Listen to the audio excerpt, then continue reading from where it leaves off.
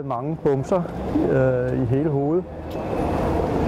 Og jeg skulle hele tiden sørge for, at mit ansigt var rimelig tørt. Altså man havde meget fedtet hud på den tid. Og jeg skulle passe på, at det var tørt, og samtidig skulle jeg passe på, at huden ikke tørrede ud. Så på den måde, der var jeg sådan overvåget af min hud meget jævnligt.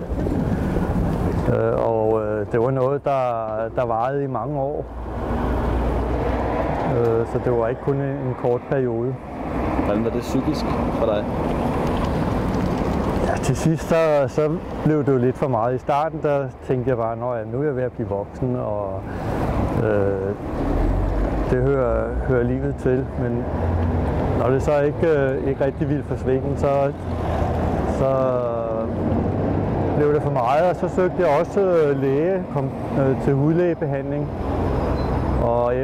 Og det holdt det nede i lang tid, og efter et par år, så forsvandt det så. Men altså,